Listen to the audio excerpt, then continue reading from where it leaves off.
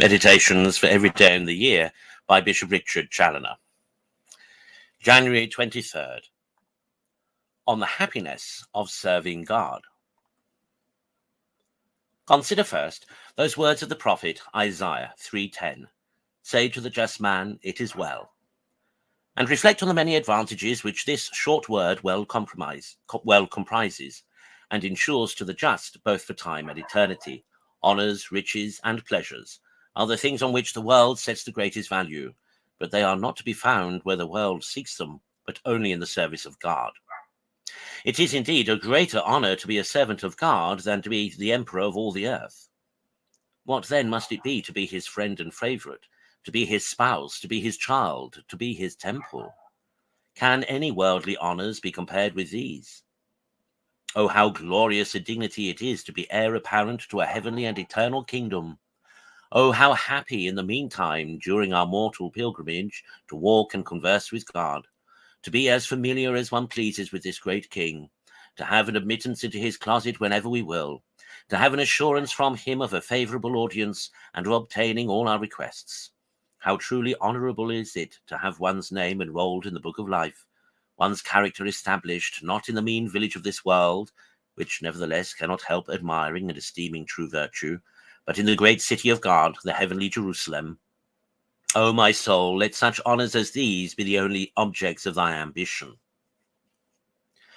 Consider secondly how rich the just man is, not always indeed in those worldly possessions which every accident may take away and which can never satisfy the heart, but in treasures infinitely more valuable of virtue, grace, and merit, which all the money in the world is not sufficient to purchase, and which make the soul rich for eternity. But the servants of God have still a greater treasure than this, viz. God himself, whom the whole world cannot take from them as long as they take care not to drive him away by wilful sin. He is their protector, and their reward exceeding great. Genesis 15. He is always with them. He is a tender father to them. The eye of his special providence is ever upon them. His angels encamp about them, to defend them and deliver them from evil. In a word, God is all things to them that fear and love him, so that even as to the goods of the world, he never forsakes those that do not first forsake him.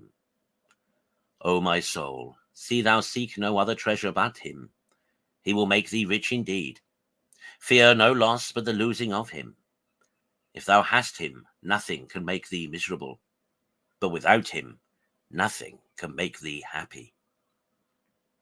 Consider thirdly the solid pleasures that attend a virtuous life, such as the satisfaction, peace, and joy of a good conscience, the sense that holy souls have of God's goodness and love for them, the experience they have of his sweetness in their recollection and prayer, the consolations of the Holy Ghost, and the ravishing delights they often find in God as a certain foretaste of the joys of heaven, the comfortable prospect of a happy eternity after their short mortal pilgrimage, and above all, their love of God and a blessed conformity to his will in all things, which sweeten even the greatest crosses.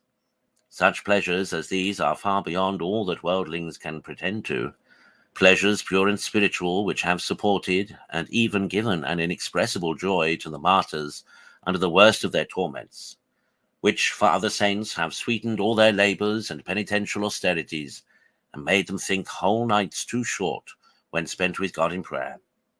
Oh, how great then is that error, how pernicious is that deceit by which Satan persuades the children of this world that there are no pleasures in a virtuous life, whereas indeed there is no true pleasure anywhere else.